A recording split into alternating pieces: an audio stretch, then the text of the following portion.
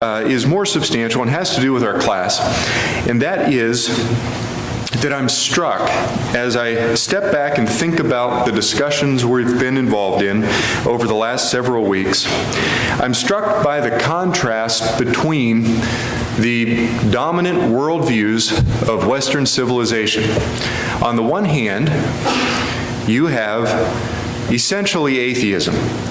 Atheism that is permeating all of the beliefs, all of the approaches to life, the approaches to government, approaches to behavior, approaches to science, approaches to investigation of all sorts, that is fundamentally atheistic.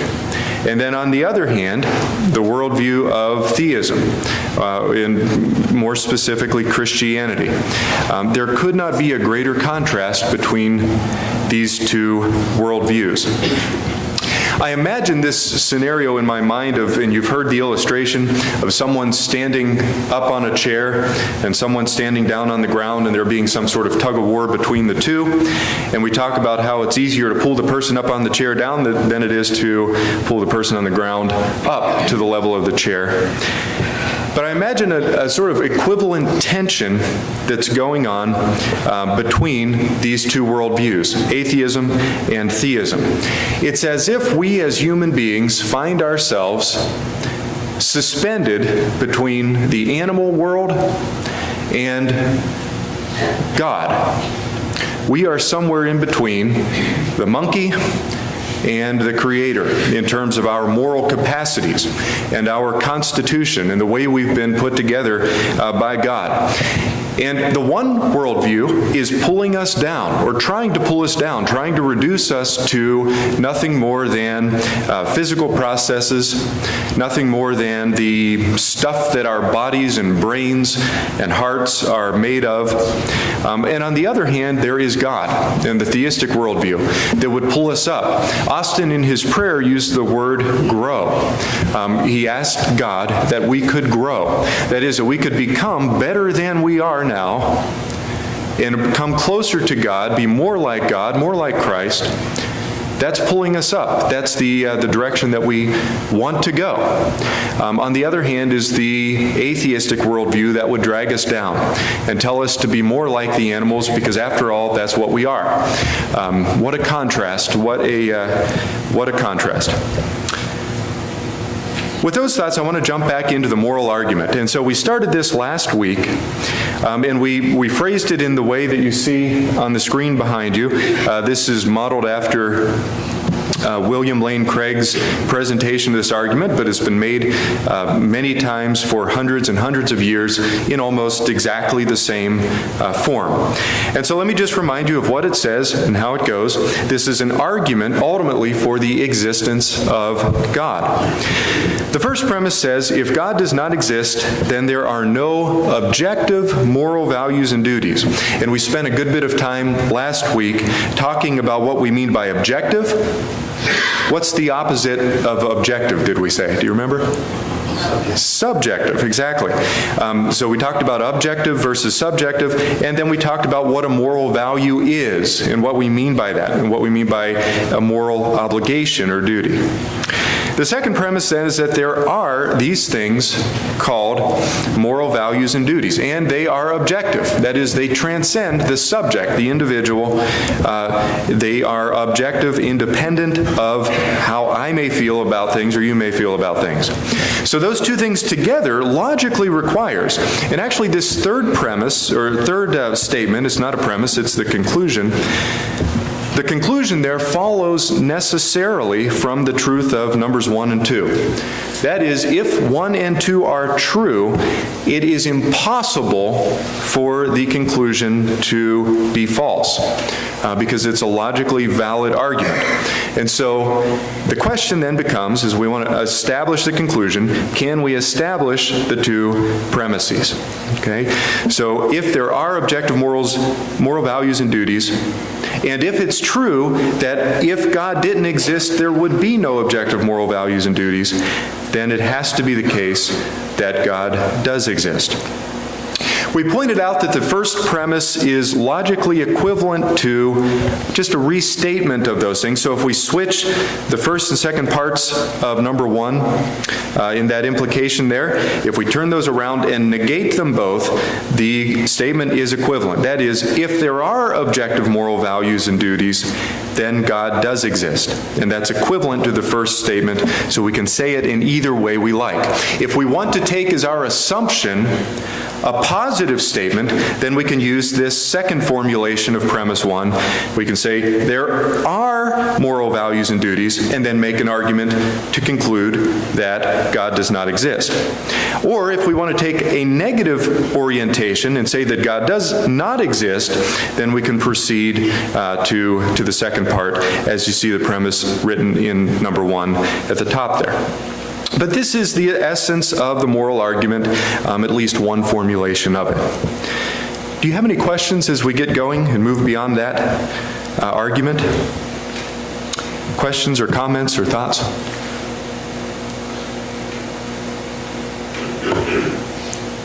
Okay, very good. So just quickly, the terminology that we introduced last time, we won't say anything about the subjective versus objective distinction, but let's just remind ourselves of the difference between a value and a duty. You might say, what do you mean by value versus duty? And we said last time that a moral value has to do with the inherent goodness or badness of some action or behavior. Is it inherently good or bad? Okay, and that's the question that we're asking there. Now, of course, as I think Arnie pointed out last week, there are some actions that we can be involved in that are morally neutral, that don't point the arrow toward good or bad in any moral sense, and that's certainly true. There are lots of things we can do that are amoral and don't have a moral value. They're morally neutral. But the moral value of an action has to do with its inherent goodness or badness, goodness or wrongness. In contrast to that is a moral duty. A duty has to do with something that I ought to do, that I could be expected or obligated to do, something that if I didn't do it, I could be at odds with some standard to which I'm held. So a moral duty or obligation has to do with the oughtness or the expectation on an individual level. So I am individually responsible for a particular behavior or action. It's prescriptive in that it tells me what I ought to do given some set of circumstances. You might say in situation X, which has all of these components, whatever the components are, a person, I, you, someone else, ought to do Y, or is obligated or duty-bound to act in this particular way.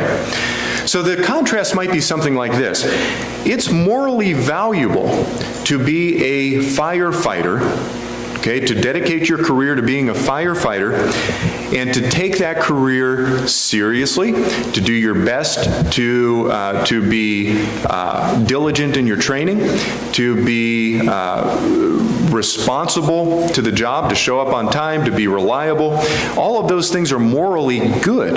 There's an inherent moral goodness to that, if only on the basis of doing our work as for the Lord rather than for men. And so that's an inherently good thing. It has the additional benefit of saving the lives of individuals.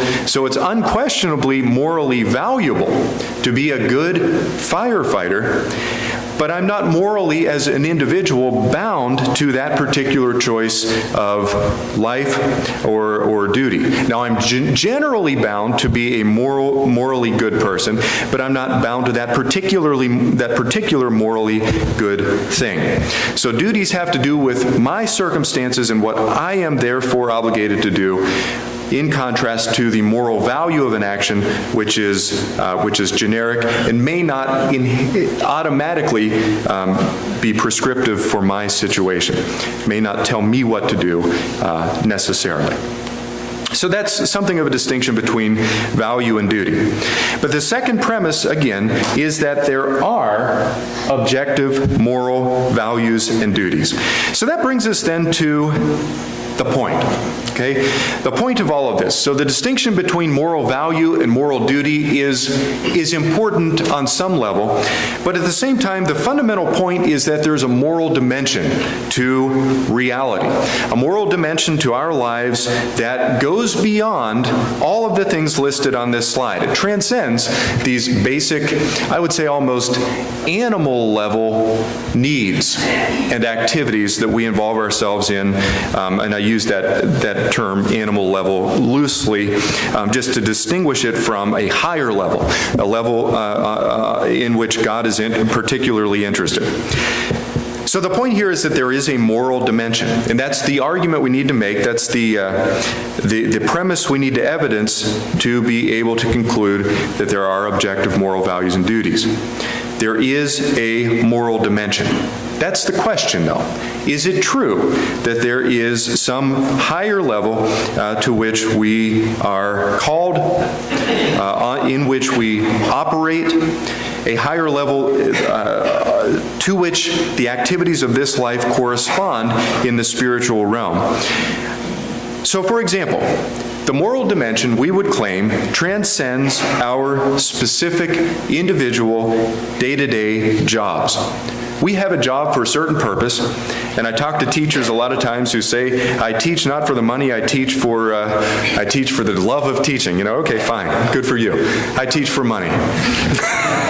No, that's not technically, but they do too, right? So our jobs are to earn money so that we can live.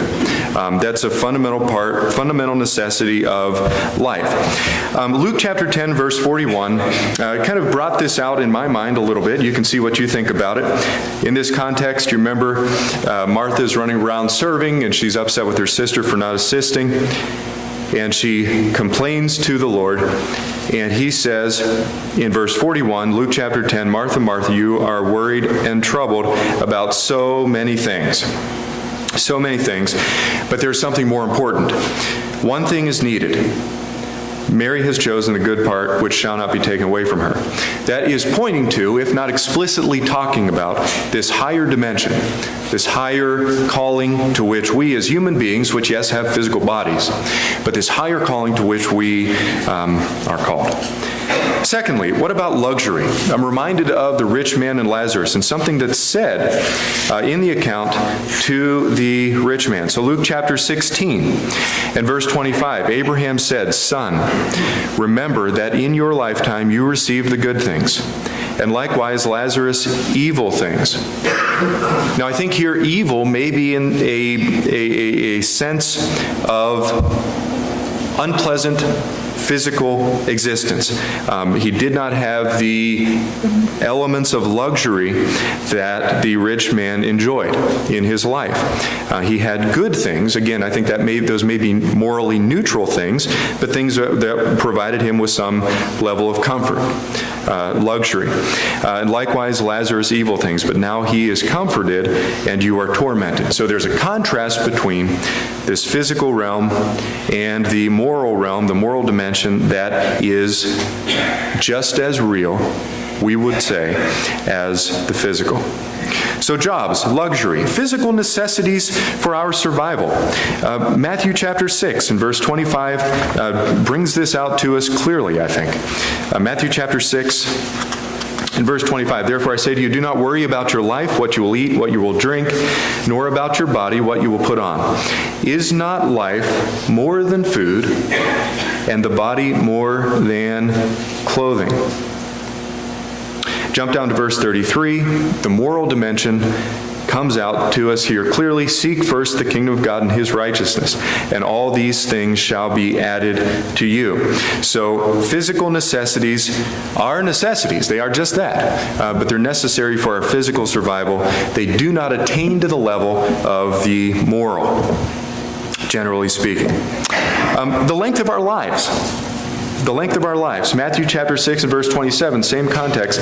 Which of you by worrying can add a single cubit to his stature? Some translations say a single hour to his life.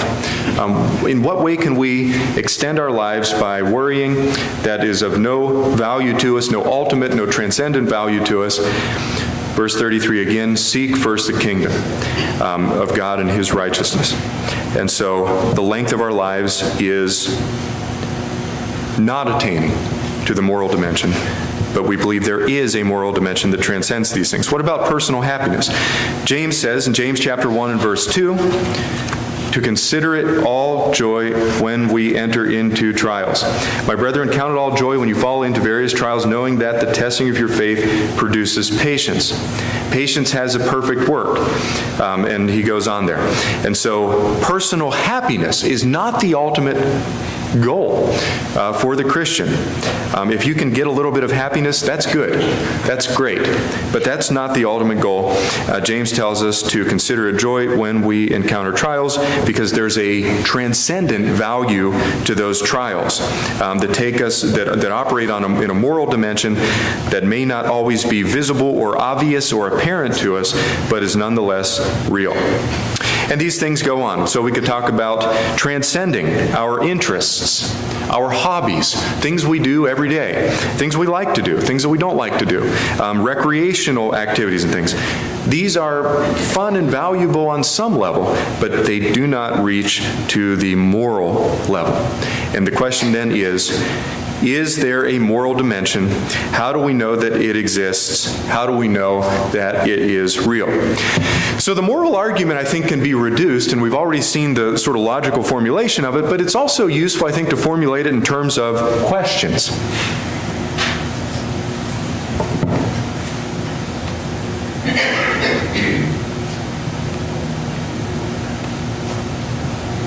Oh, something strange happened. Bear with me here, please. Holding that upside down. Seem to be going backwards.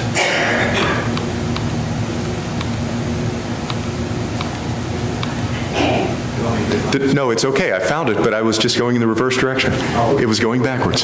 So the button seemed to have switched, unless I'm suddenly right-handed or something. I don't know. Anyway, I'm sorry about that. So we're talking now about the moral argument in three questions. Okay, so we have the logical formulation, but there's another way to view it, which is by asking the following questions.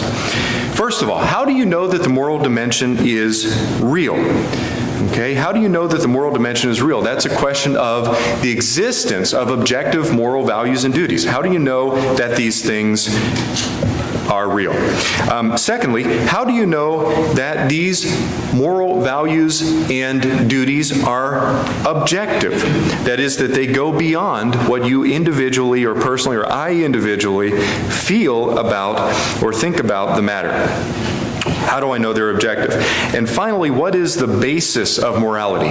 That first premise connects together the existence of objective moral values and duties with the existence of God, no matter which way you view it, either the original or the sort of contrapositive there. Either way, we're viewing a connection between God and objective moral values.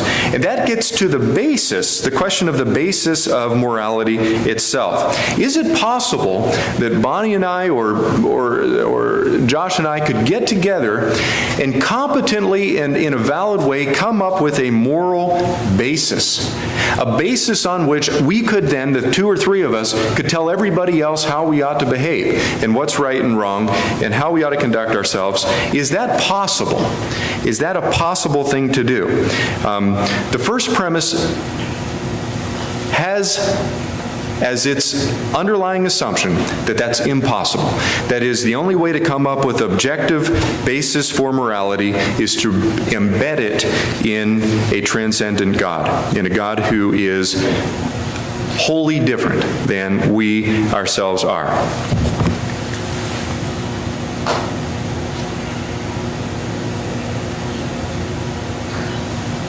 It's back to working in the right way. That's odd.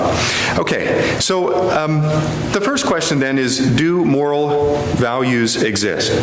Are there moral values? The claim is that there are actions and ideals and principles and modes of behavior and so forth which are objectively good and bad. Now, in this premise, we are not requiring that everyone agree on the same objectively good and objectively bad valuation of a particular particular action. We're not requiring that we say the same thing here for the sake of this argument. We're only asking if they exist. Are there actions and ideals which are objectively good and bad? I really don't care for the purposes of this argument. This argument doesn't care whether or not we are uniform in our valuation of a particular behavior. We only care if some behaviors are in fact objectively good and objectively bad. C.S. Lewis said in the opening pages of Mere Christianity, well, I'm not going to quote from him, but he talks about the idea as he opens his book, which was originally a series of broadcasts on the radio that was put into book form later. He says at the beginning of his discussion that every time we say things like, "You ought to have done X," or "shame on you for not doing Y," or "you should have done this or that," we're appealing to some kind of a standard which is outside of ourselves. And being outside of ourselves is inherent in the idea of objectivity. That is, it doesn't depend on me. I'm taking what I think, but I'm projecting that outside of myself onto you, onto someone else, or you're doing that to me. Every time I say, "you should have," or "I should have," or "we should have," or "that person ought to have not done that," that sort of language is an appeal to a standard outside of ourselves. Every time I condemn someone, maybe that's too strong a term, but every time I judge someone's behavior as wrong, say they say something offensive to me, and I judge that as wrong. Every time someone I know fails to uphold an agreement that we've made, we've maybe decided that I'll do this much of the work and you do this much of the work, and then we'll have a finished product at the end. If someone fails to uphold that agreement, then I am affronted. I'm bothered by that. Why am I bothered by that? What is it that makes me think it's legitimate to hold someone to a standard, or for another to hold me to an agreement or a contract of some sort? Anytime that someone speaks an untruth, something that's false about me or about something else, and I react to that with a sense of moral outrage or something like this, whatever term you want to use, what's the basis for that? What's the underlying reason that makes me feel that way? If I harm someone, or if another person harms someone, and there is outrage over that, what's the basis for that outrage? Every time we experience or feel that kind of thing, there is an underlying moral standard to which we are explicitly or implicitly appealing. And of course, this list could go on all day. But any time that we think something else is wrong or right, the basis for that is what? What's the basis for it?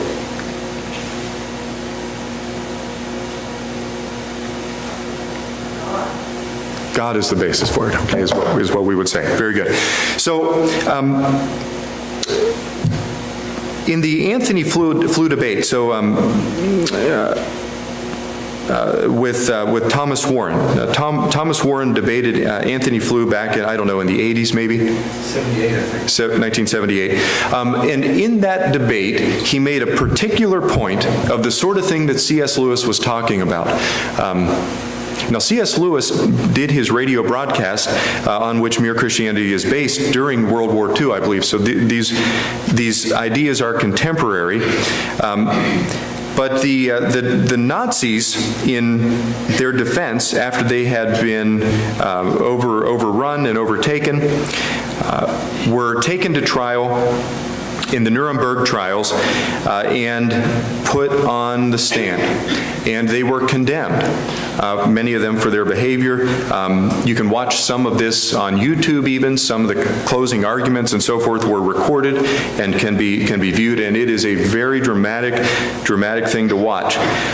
But in the Anthony Flew and Tom Warren debate there, one of the things that Dr. Warren brought up in that debate was a discussion of the standard by which the Nazis could be judged, the Germans could be judged.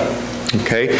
And you think about that. On what basis could we in the United States say, or could France or some other country external to Germany, go into Germany, drag some German individuals to a court of law, hold them to some standard, and then pronounce them guilty, in many cases to death by hanging, was the sentence that was handed out. On what basis could that kind of thing be done? David Leip, in a class that he teaches, prepared a sort of slide that looks very much like this one, that was based on that debate. Thomas Warren was an instructor of David Leip's, and so he was heavily influenced by that debate.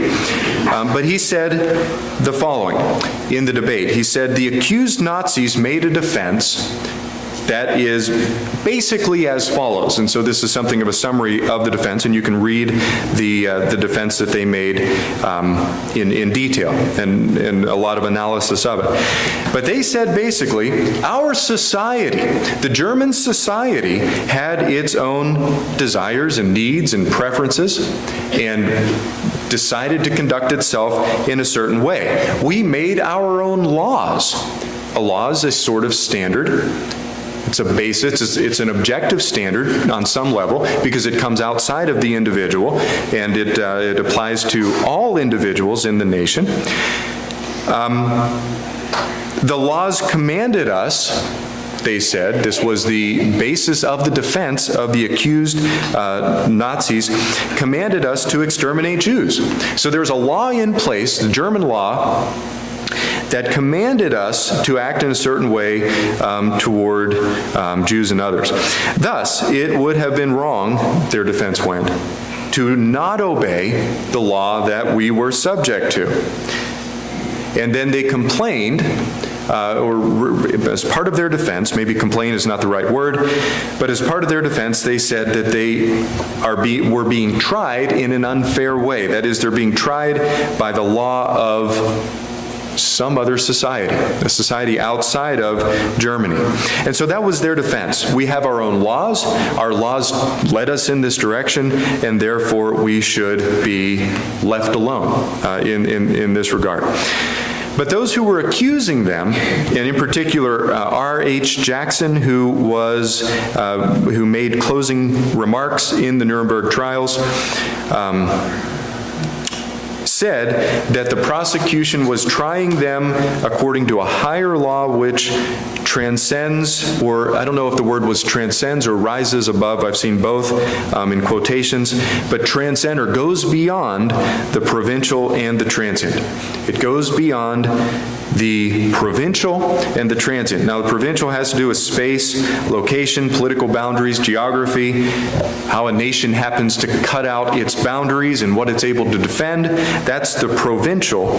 And the transient is in regard to time. So time periods, eras, who is in charge. At this time, well, they said it doesn't matter. We are trying you according to a law which goes beyond. It goes beyond the provincial and the transient. And so that was a dramatic defense that was being made, and a dramatic accusation.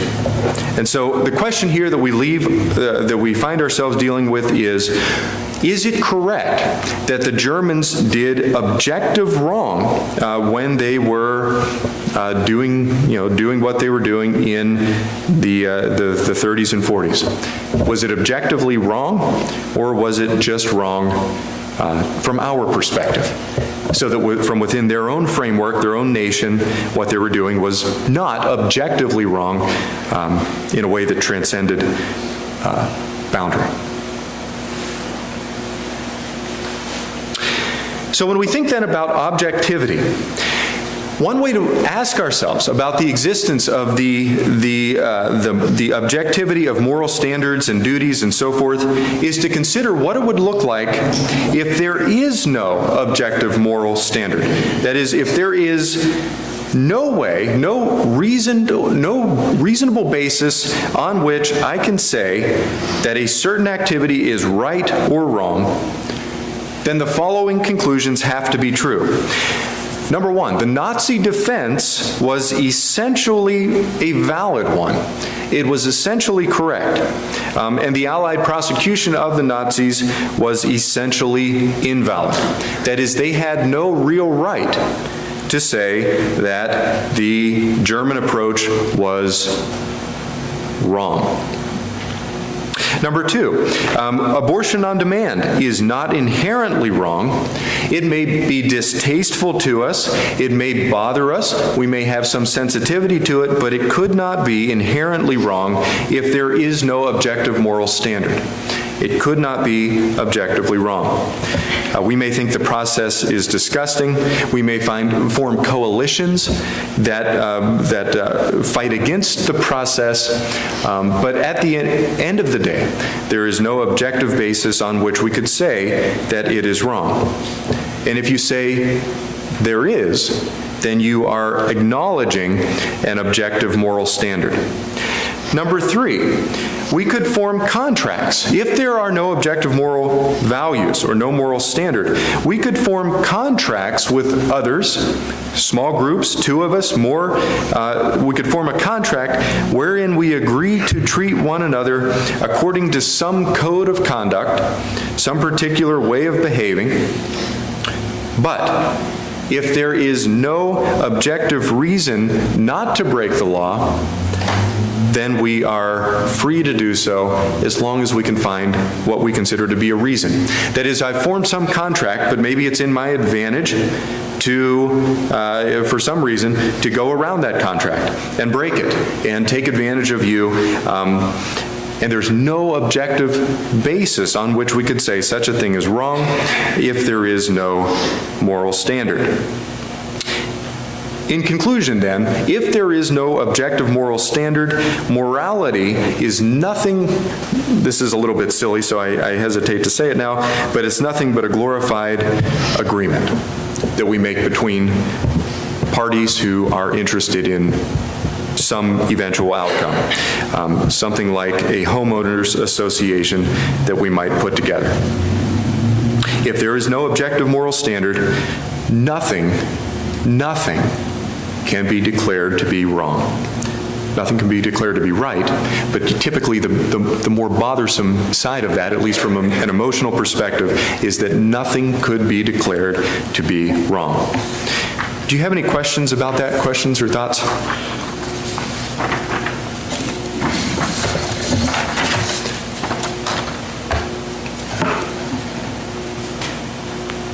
Any ideas? Thoughts?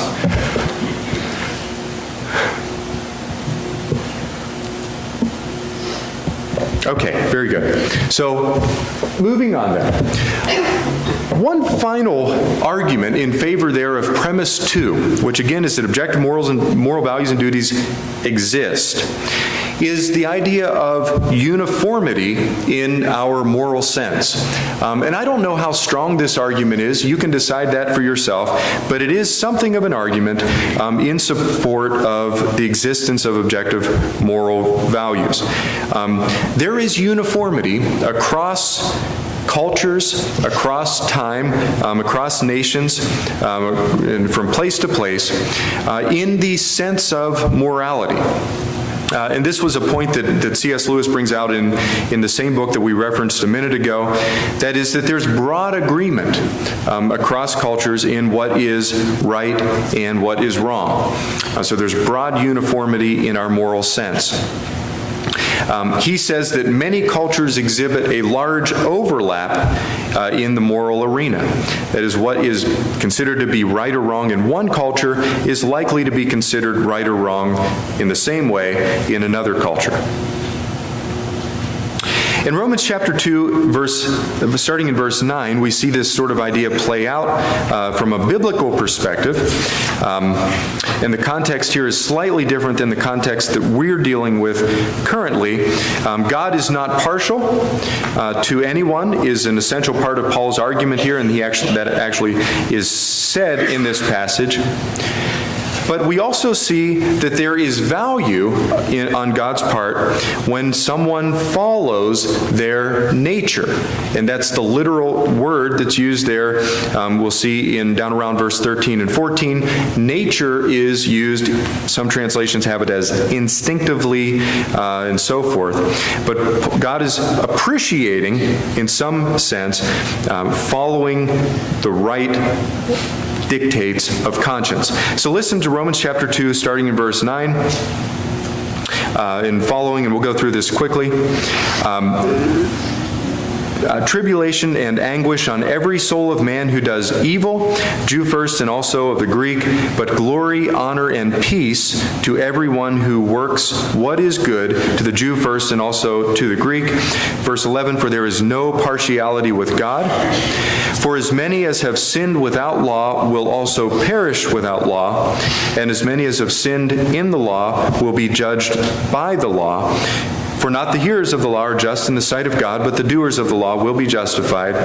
For when Gentiles who do not have the law by nature do the things in the law, these, although not having the law, are a law to themselves, who show the work of the law written in their hearts, their conscience also bearing witness, and between themselves their thoughts accusing or else defending them in the day when God will judge the secrets of men by Jesus Christ according to the gospel. And so the idea there that we could take away is that there were Gentiles. There were Gentiles who would instinctively, according to conscience, behave in a way that was essentially morally right, basically morally right. And so God had regard, to whatever extent he had regard, that's up to him. But he had regard for their following of their inherent conscience. And that seems to transcend culture. There have been lots of studies done, and I won't bore you with what little I know about them, but there have been studies done that show that the Ten Commandments, or the essential content of the Ten Commandments, appears in multiple cultures in equivalent or close to equivalent form, at least in the opinion of some. And so the idea there, again, is that there is broad agreement across culture in regard to our sense of morality. Now, on the other hand, someone could object and say, well, what about the evils of a place like Sodom and Gomorrah, where there is uniformity, but it's uniformity as pertains to evil. The world is an evil place. Sodom and Gomorrah were behaving in a way that was very wicked. What about Genesis chapter 6 and verse 5, where the text tells us that the thoughts of men and the intentions of men were evil continually? What about Nazi Germany, where here is a vast nation of individuals committed to unthinkable evil and wrong? But consider here a quick argument, and this is an important thing to keep in mind as we're justifying this second premise. If there's at least one human being, someone says, well, there are all of these negative examples, and I recognize the negative examples, and they bother me maybe as much as they bother you. But the argument that we need to keep in mind is that if there's at least one human being who has a sense of moral obligation that you cannot explain except on the basis of an appeal to a higher moral standard, that cannot be explained except on the basis of God, let's say, then God must exist. If there's even a single individual out there whose moral standard, sensitivity, whatever you want to call it, transcends human base nature, then there must be a God to explain the existence of that. And so in general, we can conclude, though, that there is a uniformity in moral sense. That isn't to say we never break or violate our personal moral code, whatever that may look like. but it is true that there is a uniform moral sense, and that's the sense that lets us make appeals to what we ought to do, what others ought to do as they interact with us. So coming back then to the moral argument, we've justified the second premise, you might say, and we want to move on then to the first premise, and we're almost out of time, but we'll have a minute to get started, to justify the first premise that if God does not exist, then there would be no objective moral standard. And the equivalent of that is listed here. If there is an objective moral standard, then there must be a God. So we're almost out of time. We'll stop there and then pick up with this next week. Does anyone have any questions before we wrap up and conclude? Questions or thoughts? Immorality is something grows on you. I'm sorry, Austin, one more time. Morality and immorality is something grows on you. Something that grows on you, yeah. Take, for instance, abortion. That's older people, when they mention that, Yeah. legalizing abortion, Yeah. completely shocked. Yeah. Today, how many people are really shocked? Right. You know, something that we feel is grows on us. Well, imagine a person growing up in the current climate. Their attitude toward that would be very different. Yeah, absolutely. Absolutely. Thank you. Thank you very much.